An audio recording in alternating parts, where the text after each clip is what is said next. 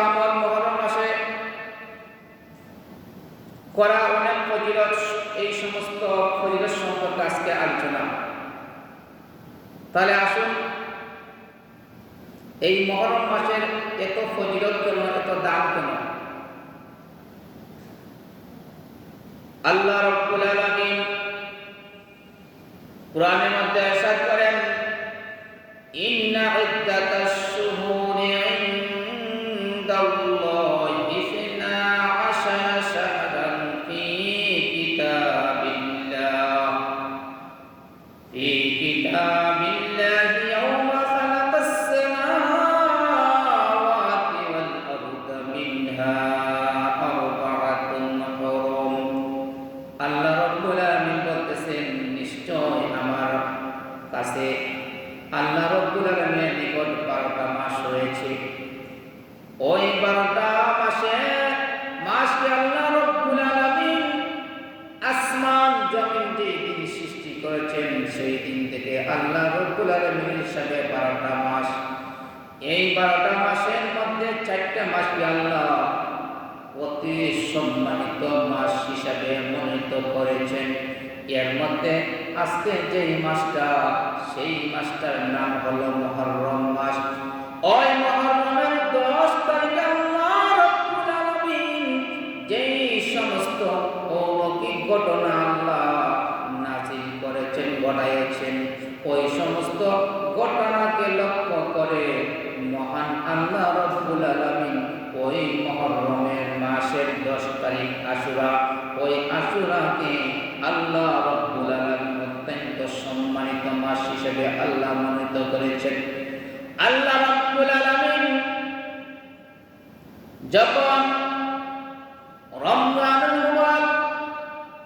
রমজান মাস যখন আল্লাহ রাসূলের উপর রমজানের রোজা ফরজ করেন নাই, ওই রমজানুল মুবারকে রোজা ফরজ করার আগে আশুরা রোজা ফরজ ছিল। যখন রমজানের রোজা ফরজ হয়ে গেল, তখন আল্লাহ রাব্বুল আলামিন ওই আশুরা রোজাকে সুন্নত হিসাবে রেখে দিয়েছে। এখন পর্যন্ত ওই আশুরা রোজাকে আল্লাহ রাব্বুল আলামিন সুন্নত হিসাবে মনোনীত করেছে।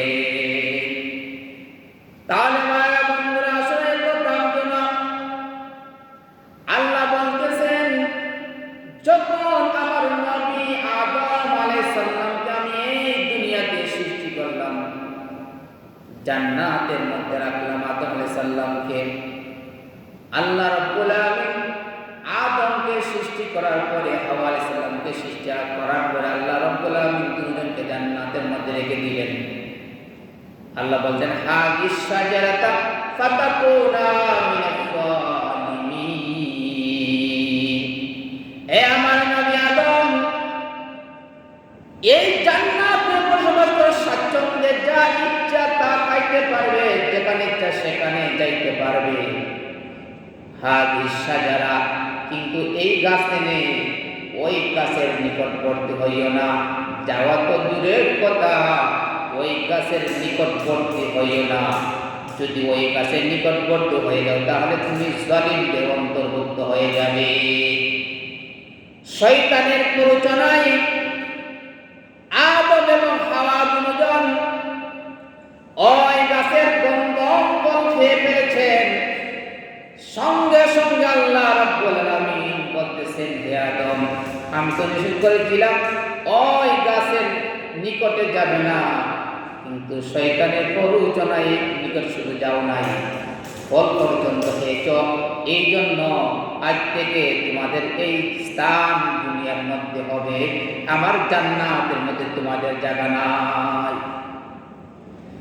আরশে আজিমের মধ্যে আদম আলাইহিস সালাম দেখতে পেলেন আল্লাহর নামের পরে যেইটা নাম, সেইটা নাম হলো মুহাম্মাদুর রাসূলুল্লাহ সাল্লাল্লাহু আলাইহি ওয়াসাল্লাম। আল্লাহর নামের পরে যেই নামটা, সেটা কোনো সাধারণ নাম নাই, অতি বরকতময় নাম। তাহলে বিশ্ব নবীর অত্যন্ত মর্যাদার নবী, এই জন্য ওই আল্লাহকে স্মরণ করে বিশ্বনবীর নাম উচ্চারণ করে যেই দিন দোয়া করেছিলেন রব্বানা যালামনা আনফুসানা ওয়া ইল্লাম তাগফির লানা ওয়া তারহামনা লানাকুনান্না মিনাল খাসিরিন।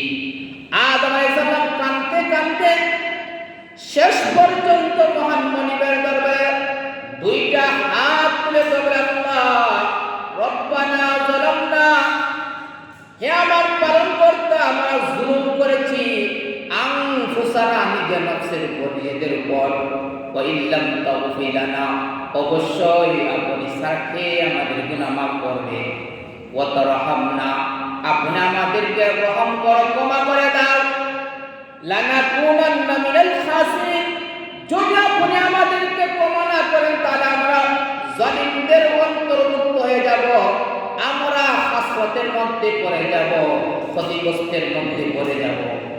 এই জন্য যেই দোয়া করেছিলেন আর আল্লাহ রাব্বুল আলামিন আদম আলাইহিস সালামের দোয়া কবুল করেছেন, সেই দিন ছিল আশুরার দিন, মুহররমের 10 তারিখ। এই দিন আল্লাহর কাছে অত্যন্ত মহব্বতের দিন। এই দিন আল্লাহ রাব্বুল আলামিনের কাছে দোয়া করেছেন, আল্লাহ রাব্বুল আলামিন সঙ্গে সঙ্গে ওই আদম আলাইহিস সালামের দোয়ারে কবুল করে নিয়েছেন। সুবহানাল্লাহ। সেই দিন ছিল মুহররমের 10 তারিখ আশুরা দিন। এইভাবে বন্ধুরা নূহ নবী 950 বছর তার উম্মতদেরকে ইসলামের দাওয়াত দিয়েছেন। ওই জালিমরা নূহ নবীকে বিভিন্নভাবে কষ্ট দিয়েছেন, তার ইসলাম গ্রহণ করেন নাই। শেষ পর্যন্ত মহান আল্লাহ রাব্বুল আলামিন বললেন, হে নবী নূহ আপনি একটা কিস্তি নৌকা তৈরি করো, ওই নৌকার মধ্যে ঈমানদারকে প্রবেশ ঢুকাইবে, বেঈমানদেরকে এই নৌকার মধ্যে প্রবেশ করাইবেন না, ঢুকাইবে না।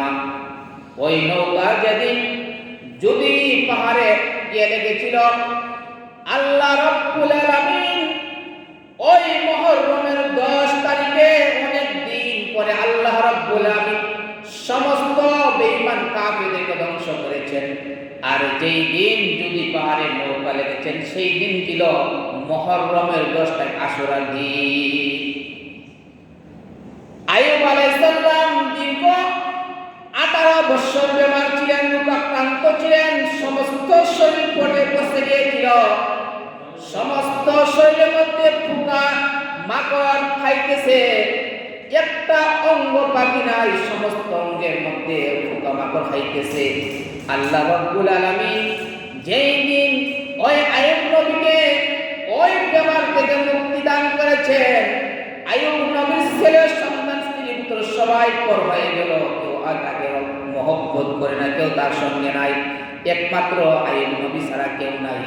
আইয়ুব নবী আল্লাহর কাছে বললে, হে আমাদের প্রভু, আমার প্রভু আপনি সব কিছু করতে পারেন, হে আমার আল্লাহ আমাকে আপনি রূপ দিয়েছেন এবং রূপ পালন করেন ওলা আপনি আমাকে আবার সুস্থ করে দেন। আইয়ুব নবীকে আল্লাহ যেভাবে যুবক ছিল ওই 18 বছর বেমারের পরে আল্লাহ আবার যৌবন ফিরে দিলেন। যেই দিন সেই দিন ছিল ওই মুহররম মাসের 10 তারিখ আশুরার দিন।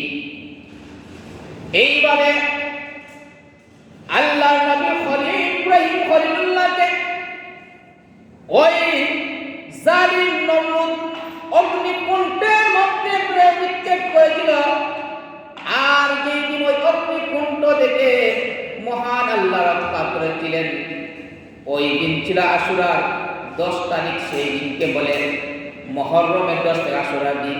ওই আশুরার দিন আল্লাহ রাব্বুল আলামিন ইব্রাহিম খলিলুল্লাহকে ওই নমরুদের আগুন থেকে রক্ষা করেছিলেন। ওই আগুনকে আল্লাহ এর কন্ডিশন করেছিলেন, ইয়া নারু কুনি বারদান ওয়া সালামান আলা ইব্রাহিম। আল্লাহ বলে, হে আগুন আমার ইব্রাহিম খলিলুল্লাহর জন্য আপনি ইয়ার কন্ডিশন হয়ে যাও। ওই আগুন সেই ইয়ার কন্ডিশন হয়ে গেল। আর আল্লাহ রাব্বুল আলামিন ইব্রাহিম খলিলুল্লাহকে ওই আগুন থেকে রক্ষা করেছিলেন যেই দিন, সেই দিন ছিল মুহররমের 10 তারিখ, আশুরার দিন। আল্লাহ রাব্বুল আলামিন হযরতে ইদ্রিস আলাইহিস সালামকে যেই দিন ওই জালিমের জুলুম থেকে চতুর্থ আসমানে তুলে দিলেন, সেই দিন ছিল মুহররম মাসের 10 তারিখ, আশুরার দিন। এইভাবে আল্লাহ রাব্বুল আলামিন মূসা আলাইহিস সালামকে ওই ফিরাউনের কবল থেকে যেই দিন আল্লাহ রাব্বুল আলামিন রক্ষা করেছিলেন, আল্লাহ বলেন, হে মূসা নবী, নদীর মধ্যে নিক্ষেপ করো, তোমার হাতের লাঠি দ্বারা নদীর মধ্যে নিক্ষেপ করে সঙ্গে সঙ্গে পারাটা পথ হয়ে গেল, রাস্তা হয়ে গেল। ওই মূসা নবী এবং তার দলবল নিয়ে আল্লাহ রাব্বুল আলামিনের হুকুমে ওই ফুরাত নদী পার হয়ে গেল।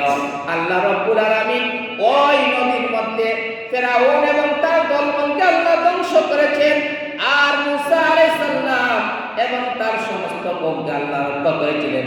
যেই দিন রক্ষা করেছিলেন সেই দিন ছিল মুহররম মাসের 10 তারিখ। এইবার ভাইরা বন্ধুরা, ইউসুফ নবীকে তারা 10 ভাইয়ে মিলিয়া কুয়ার মধ্যে নিক্ষেপ করেছিল। ওই কুয়া থেকে তুলে একজন ব্যবসায়ী ওই মিশরের বাজারের মধ্যে নিয়ে তুলল। ওই মিশরের বাজারের মধ্যে যখন নিয়ে তুলল, এত সুন্দর যুবক, যদি কোনো মানুষ 3 দিন পর্যন্ত খায় না আর ইউসুফ নবীর দিকে তাকায়, তাহলে তার পেটের ভোগ শেষ হয়ে যাবে। এত সুন্দর আল্লাহ ইউসুফ নবীকে সৃষ্টি করেছেন। ওই ইউসুফ নবীকে মিশরের বাজারে তোলার পরে জুলাইখা ওই ইউসুফ নবীকে দেখিয়া কিনে নিল। শেষ পর্যন্ত ইউসুফ নবী আস্তে আস্তে বড় হইতে লাগলেন।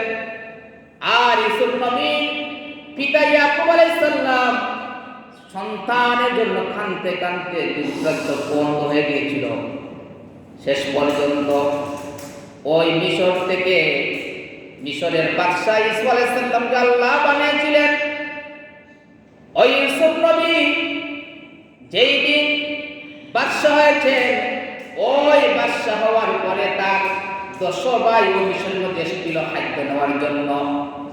খাদ্য নেওয়ার পরে শেষ পর্যন্ত ওই তাদের 10 ভাইয়ের সাথে পরিচয় হয়েছে। পরিচয় হওয়ার পরে তার ভাই বিনিয়ামিন ছিল, ওই বিনিয়ামিনকে দিকে চিনেছিলেন এবং বিনিয়ামিনকে রেখেছিলেন, আর 10 ভাইকে ফেরত দিয়েছিলেন। এরপরে ওই 10 ভাই আবার আসলো। আসার পরে ওই 10 ভাইয়ের সঙ্গে একটা পোশাক দিয়েছিলেন। কোন পোশাক? যেই পোশাক আল্লাহ রাব্বুল আলামিন ওই 10 ভাই যখন কুয়ার মধ্যে পালাইল, উলঙ্গ করিয়া ওই কুয়াতে কুয়ার মধ্যে উলঙ্গ করিয়া পোশাক নিয়ে আসলো। আল্লাহ জিবরাইলকে বলে, হ্যাঁ জিবরাইল, আমার ইউসুফ নবীর জন্য জান্নাত থেকে একটা পোশাক নিয়ে আসো। জান্নাত থেকে পোশাক নিয়ে আসো। ওই জান্নাত থেকে পোশাক নিয়ে আসিয়া ওই ইউসুফ নবীকে আল্লাহ রাব্বুল আলামিন পরিধান করাইলেন। ওই পোশাক যখন ইউসুফ নবী তার পিতা ইয়াকুব আলাইহিস সালামকে দিলেন, সঙ্গে সঙ্গে ওই পোশাকটা দেওয়ার পরে বললেন, আমার পিতাকে বলবেন পোশাক শুঙ্গারির জন্য। ওই পোশাক যখন শুঙ্গাইলেন, নাকের কাছে নিলেন, সঙ্গে সঙ্গে আল্লাহর হুকুমে ইয়াকুব আলাইহিস সালামের চক্ষু ভালো হয়ে গিয়েছিল। এই যে দিন চক্ষু ভালো হয়েছে সেই দিন ছিল মুহররম মাসের 10 তারিখ, আশুরার দিন। এইভাবে নতুন বর্ণনা করেছে। এইভাবে আল্লাহ রাব্বুল আলামিন যেমন ভাবে আশুরা দিনের মর্যাদা আল্লাহ রাব্বুল আলামিন রেখেছেন, এইভাবে এই সমস্ত মুমিন বান্দা বান্দীরা ওই আশুরা দিন আল্লাহর দরবারে যে দোয়া করবে, আল্লাহ রাব্বুল আলামিন এই দোয়া তার জন্য কবুল করবেন। যেইভাবে আমাদের আদি পিতা আদম আলাইহিস সালাম প্রথম নবী আল্লাহ দরবারে দোয়া করেছিলেন আশুরা দিন, আল্লাহ দোয়া কবুল করেছেন। এই জন্য আশুরা দিন আমরা আল্লাহর কাছে দোয়া করতাম, আল্লাহ অবশ্যই আমাদেরকে এইভাবে ক্ষমা করে দিবেন। এই জন্য ভাইয়েরা বন্ধুরা, আল্লাহ নবী বিশ্বনবী রাহমাতুল লিল আলামিন মক্কা থেকে যখন মদিনায় গেলেন, গিয়া দেখলেন ইহুদিরা রোজা রাখতেছে। ওই মুহররম মাসের 10 তারিখ বলতেছেন, কিসের জন্য তোমার রোজা রাখো? বলতেছে আজকে মহান দিন, যেই দিন মূসা আলাইহিস সালামকে আল্লাহ ফেরাউনের কবল থেকে রক্ষা করেছেন। এই জন্য শুকরিয়া হিসাবে আমরা আজকে রোজা রাখতেছি।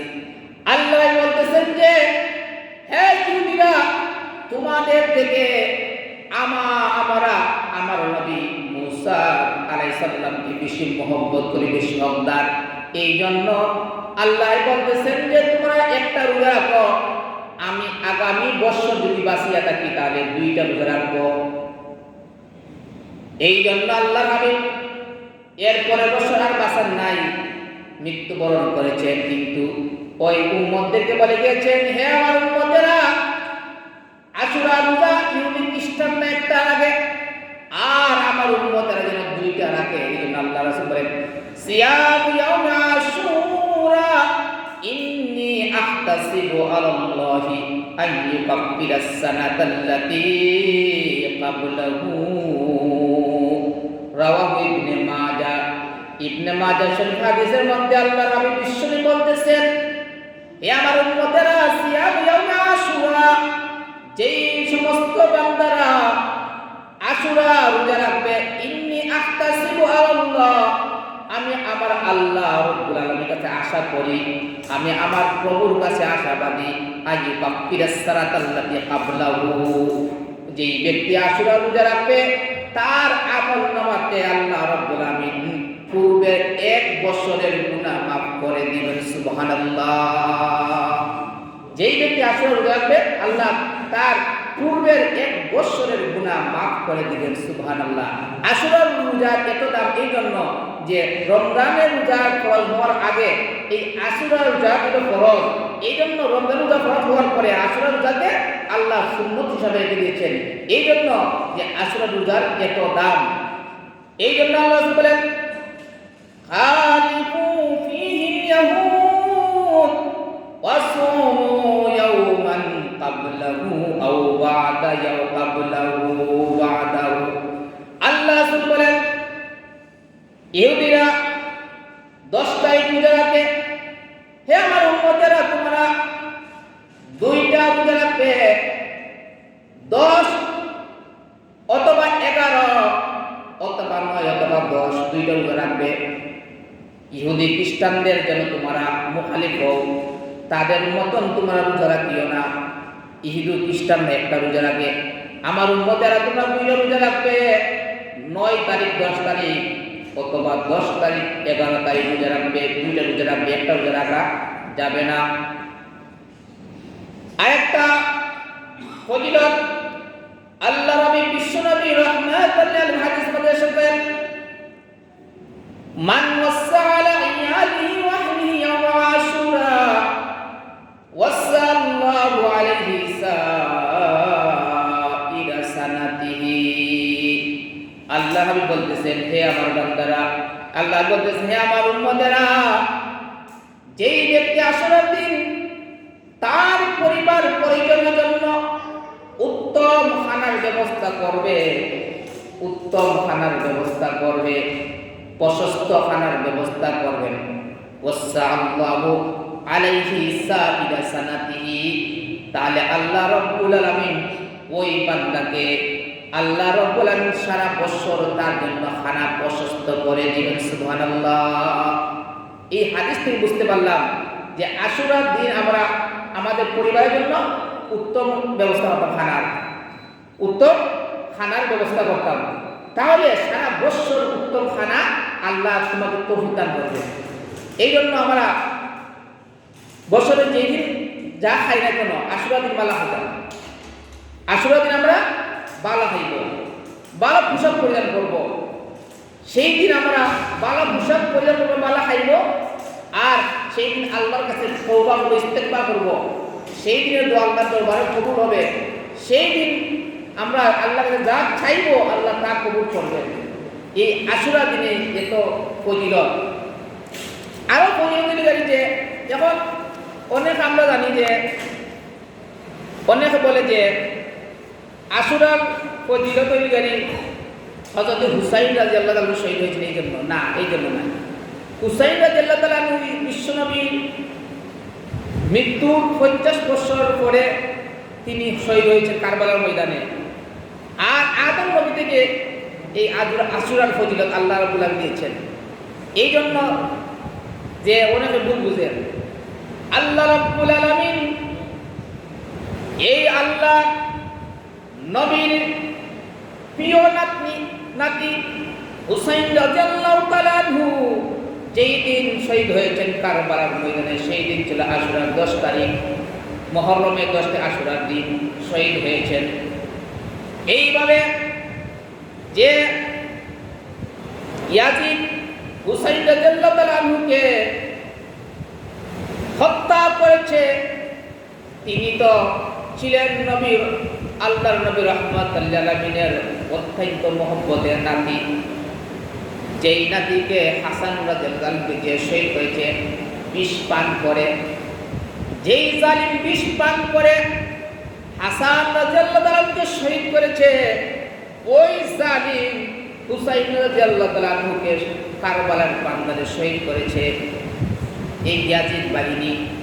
এই জন্য ভাইরা বন্ধুরা, আমরা ওই হুসাইন রাদিয়াল্লাহু তাআলা আনহু হাসান এবং হুসাইনদের আহলে বাইতের জন্য আমরা দোয়া করতাম, তাদের জন্য মাগফিরাতের দোয়া করতাম, আল্লাহ রাব্বুল আলামিন তাদেরকে যেন মাফ করে দেন। আর হাই হাসান আই হুসেন বলিয়া আমরা এইভাবে গীত করতাম না অথবা পিতা দাঁড়িতাম না, এটা বেদাত। তাদের জন্য আমরা দোয়া করতাম, ইস্তেগফার করতাম, কোরআন তেলাওয়াত করতাম, দুরূদ শরীফ করতাম, আর করিয়া তাদের জন্য তাদের মাগফিরাতের জন্য আল্লাহর কাছে আমরা চাইতাম, দোয়া করতাম। এটাই আসল। ওই দিন আমরা রোজা রাখতাম, নিজে রোজা রাখতাম, পরিবার পরিজনকে রোজা রাখার আদেশ করতাম।